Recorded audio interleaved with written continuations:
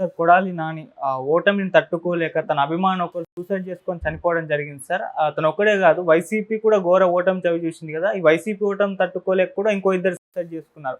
అసలెందుకు ఈ విధంగా జరుగుతుంది? మరి ఇంకా ఎక్కువ మంది ఇటువంటి పరిస్థితికి అంటే చేసుకునే అవకాశం ఏమైనా కనిపిస్తుందంటారా సార్? యాక్చువల్‌గా కొడాలి నాని 51,000 మెజార్టీతో ఓడిపోయాడు. వెనుగండ్ల రాము ఈయన మీద 51,000 మెజార్టీతో గెలిచాడు. నిజానికి కొడాలికి మామూలుగా అయితే మనకు తెలిసింది గానీ, మనం ఆల్రెడీ చెప్పుకున్నాం గూడా. గుడివాడ నియోజకవర్గంలో అంత నెగటివిటీ లేదు. ఎందుకంటే కొడాలి ఎప్పుడు గూడా ప్రజలకు అందుబాటులో ఉండడం. సో, వాళ్ళకేదైనా ఫంక్షన్‌లు జరిగితే వెళ్ళి డబ్బులు ఇచ్చేసి రావడం. ఇలాగా ప్రజలకైతే మంచి ఇదే ఉంది. అందుకనే ఆయన 4 సార్లు ఎమ్మెల్యేగా గెలిచాడు ఇప్పటివరకి. సో 2 సార్లు తెలుగుదేశం, 2 సార్లు వైసీపీలో. సో అందువల్ల నిజానికి కొంత ఛాలెంజ్ ఉందని 1, 2 పార్థదాస్ చాణక్య సర్వే అలాంటి వాళ్ళు చెప్పారు. బట్ ఓడిపోతారనేది అప్పుడు చెప్పలేదు. సో ఈయనకి ఆ పాజిటివ్ ఇదైతే ఉంది. బట్ వెనుగండ్ల రాము కూడా దాదాపు 2, 3 ఏళ్ల నుంచి అక్కడ వెనుగండ్ల ఫౌండేషన్ పెట్టుకొని రకరకాల సేవా కార్యక్రమాలు చేస్తున్నా. అతను ఎన్ఆర్ఐ, డబ్బులు కూడా కొంత బాగానే ఆయన పంచినట్టుగా చెప్తున్నారు. ఏదేమైనా కొడాలికైతే లోకల్గా వ్యతిరేకత లేదు, కానీ ఆయన మాటల పట్ల తీవ్ర అభ్యంతరం ముఖ్యంగా మహిళలకి ఇలాంటి వాళ్ళకి ఉండే అవకాశం ఉంది. సో ఎందుకంటే ఒకప్పుడు గుడివాడ అనేది తెలుగుదేశానికి బాగా పట్టున్న ప్రాంతం. సో ఆయన చాలా తీవ్రంగా నిజానికి ఆ స్థాయిలో మాట్లాడాల్సిన అవసరం లేదు. అంటే చంద్రబాబు లాంటి వాళ్ళని పట్టుకొని కూడా వాడు వీడు అనడం, ఇంకా నీచంగా మాట్లాడడం, లొకేషన్ కావచ్చు, పవన్ కళ్యాణ్ కావచ్చు, చాలా పప్పుగాడు వీడు వాడు అని ఘోరంగంతో మాట్లాడడం, ఇది కొద్దిగా నెగిటివిటీ క్రియేట్ చేసింది. జగన్ కూడా ఇలాంటి వాటిని ప్రోత్సహించి ఉండకూడదు. దీనికి వీళ్ళు చెప్పే సమాధానం ఏంటంటే, అవతల వాళ్ళు చేసినప్పుడు మేము చేయొద్దా అని. అవతల కూడా ఉన్నారు, తెలుగుదేశంలో కూడా ఇలాగ మాట్లాడేవాళ్ళు చాలామందే ఉన్నారు. పట్టాభి ఉన్నాడు, ఆయన ఎవరు నెల్లూరు ఆనం ఉన్నాడు, నర్సీపట్నం అతను ఉన్నాడు, అయ్యన్న పాత్రుడు. వీళ్ళు కూడా ముఖ్యమంత్రిని వాడు వీడని లేకపోతే సైకో అని ఇలాగ మాట్లాడుతాను. 2 వైపులు ఉన్నారు. బట్ ఈయన పట్ల వ్యతిరేకత అదైతే వచ్చింది.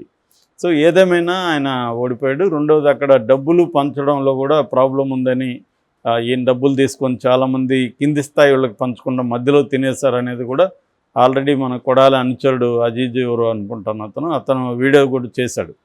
సో ఇవన్నీ జరుగుతాయి. ఇవన్నీ మామూలు. 4 సార్లు గెలిచిన వ్యక్తి 5వ సారి కూడా గెలవాలని ఏం లేదు.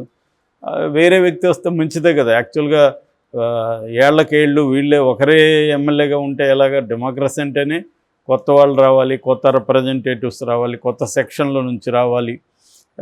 అట్లాగే జెండర్, మగవాళ్ళ స్థానంలో మహిళలు రావాలి. ఇవన్నీ జరగాలి. అప్పుడే మనకి డిఫరెంట్ సోషల్ కాంబినేషన్స్ చేంజ్ అవ్వాలి. ఒకే వర్గము, ఒకే కులము, వీళ్ళే ఆధిపత్యంలో ఉండడం కూడా కరెక్ట్ కాదు. ఆ రకంగా కాకపోతే ఇక్కడ ఇద్దరు ఒకటే అనుకో, వెనుగండ్ల రామాయణ ఈయన ఒకే సామాజిక వర్గం, నేను జనరల్గా చెప్తున్నా. సో అది మామూలుగా అయితే మంచి పరిణామం. అట్లాగే కానీ ఈయన ఓడిపోవడం చూసి తట్టుకోలేక అక్కడ పిట్ట అనిల్ అనే అబ్బాయి గుడివాడ రూరల్లో సైదే కడి అని ఉంది, అక్కడ ఆ ఊరికి సంబంధించిన అబ్బాయి నిన్న ఫ్యాన్కి ఉరేసుకొని చనిపోయాడు. 28 ఏళ్ళు అతను ఈయనతో కూడా ఫోటోలు కూడా దిగున్నాడు. వాలంటరీగా పనిచేస్తూ ఉన్నాడు. తను చాలా స్ట్రాంగ్గా ఎమోషనల్గా నాని అన్న అంటే చాలా ఇష్టం అన్నమాట ఇతను ఇవన్నీ ఈ బయట ఇట్లా హార్ష్గా మాట్లాడతాడు, కానీ మామూలుగా చిన్నపిల్లాడు మనస్తత్వంతో ఉంటాడు కొంతమందితో అనేది కూడా అంటారనమాట. సో అలాగా ఉండొచ్చు, అలా ఎమోషనల్ ఇది అయ్యి ఉండొచ్చు. చాలామంది ఏంటంటే నిజంగా నేను చాలామందిని చూస్తున్నాను, వాళ్ళు చాలా బాధపడుతున్నారు ఫేస్బుక్లో కానీ సోషల్ మీడియాలో కానీ. వాళ్ళ అంటే ఖచ్చితంగా ఎమోషనల్గా అటాచ్మెంట్ పెట్టుకుంటే మాత్రం ఇదైపోతారు, హర్ట్ అయిపోతారు. ఆ రకం మనకి మామూలుగా తమిళనాడులో అయితే రజనీకాంత్ వీళ్ళ టికెట్లు దొరకలేదని ఆత్మహత్యలు చేసుకున్న వాళ్ళని చాలామంది చూశాను నేను. సో కాబట్టి ఎమోషనల్గా ఒకదానికి నువ్వు అటాక్ చేయనప్పుడు, అది జరగనప్పుడు విపరీతంగా హర్ట్ అయిపోవడం, డిప్రెషన్కి గురి కావడం, దాంతో స్పర్ ఆఫ్ ద మూమెంట్ వెళ్ళి ఆత్మహత్య చేసుకోవడం అనేది జరుగుతుంది. ఇది వెరీ వెరీ కామన్. మనకి రాజశేఖర రెడ్డి చనిపోయినప్పుడు కూడా అంటే వాళ్ళు చెప్పిన లెక్కలో ఉన్నంత చనిపోకపోవచ్చు, కానీ కొంతమంది చనిపోయారు. అట్లాగే ఎంజీఆర్ చనిపోయినప్పుడు కూడా 23 మంది ఆత్మహత్యలు చేసుకున్నారు. ఈ తమిళనాడులో కొద్దిగా ఎక్కువ ఉంటుంది ఆత్మహత్యల కల్చర్. ముఖ్యంగా నాయకుల పట్ల ఆరాధన కావచ్చు, లేకపోతే సినిమా వాళ్ళ పట్ల ఆరాధన కావచ్చు, దీని నుంచి ఉంటుందన్నమాట. అలాగే ఇక్కడ కూడా నాని చేసుకునే అవకాశం ఉంది. మామూలుగానే ఒక పెద్ద లీడర్ల పట్ల కొంత ఒక ఐడెంటిఫికేషను, అట్రాక్షన్ అనేది సైకలాజికల్గా చాలామంది చేసుకుంటారు. వాళ్ళకు వచ్చినప్పుడు వీళ్ళు తట్టుకోలేరు. నిజానికి నాని కూడా ఎలక్షన్ ముందే ఆయనకు కూడా ఆరోగ్యం ఇదైంది, బీపీ రైజ్ అయ్యి, అంటే ఎక్కడెక్కడ డబ్బులు పంచారు ఏంటి, ఎవరెవరు మనకి వేసి ఉండొచ్చు, ఈ రివ్యూ జరుగుతున్నప్పుడు ఆయన కుప్పకూలి సోఫాలో పడిపోతే ఆయన హాస్పిటల్కి తీసుకెళ్లారు. సో ఇది ఇందాక కేతిరెడ్డి వీడియో కూడా చూశాను. కేతిరెడ్డి వెరీ పాపులర్ కదా, గుడ్ మార్నింగ్ ధర్మవరంతో. తను కూడా అసలు నేను ఓడిపోవడం ఏంటి, వైసీపీ ఎంత ఘోరంగా ఓడిపోవడం ఏంటి, ఆ సత్యకుమార్ ఎక్కడి నుంచి వచ్చాడు, అతను గెలవడం ఏంటి అనేది అతను కూడా షాక్ అవుతున్నాడు. సో ఇలాగా అంటే ప్రజలతో బాగా తిరిగిన వాళ్ళు, ప్రజలకి ఏదన్నా సమస్య వస్తే దగ్గరున్న వాళ్ళు కూడా ఓడిపోయిన ఇవి ఉన్నాయి. అంటే ఒక్కోసారి ఏ కారణాల వల్ల జనం ఓట్లు వేస్తారనేది కూడా కరెక్ట్గా గెస్ చేయలేరు. మనకి సినిమాలాగే దేనివల్ల సినిమా హిట్ అవుతుందో గెస్ చేయగలిగితే అందరూ కూడా అలాంటి సినిమాలు తీస్తారుగా. సో ఇది కూడా అంతే. కాబట్టి వాళ్ళకి ఒక్కొక్కసారి ఎలాగ సిల్లీ రీజన్ ఉంటుందంటే, ఆ మధ్య మా పక్కింటి వాళ్ళు ఎవరు అడిగితే ఎవరికి వేశారంటే పలానా వాళ్ళకి. ఎందుకు వేశారంటే వీడి ముఖం చూసి చూసి బోర్ కొడుతుంది సార్, కొత్త ముఖం వస్తే బెటర్ అని చెప్పారు. ఇలాంటి కారణాలకు కూడా ఓట్లు వేసేవాళ్ళు ఉన్నారు. కాబట్టి రకరకాల కారణాలు ఉంటాయి ఓడిపోవటానికి. ఒక కారణమో లేకపోతే కొంతమంది ఇవాళ 5 కారణాలు 10 కారణాలు ఇలా లిస్ట్ పెట్టేస్తున్నారు.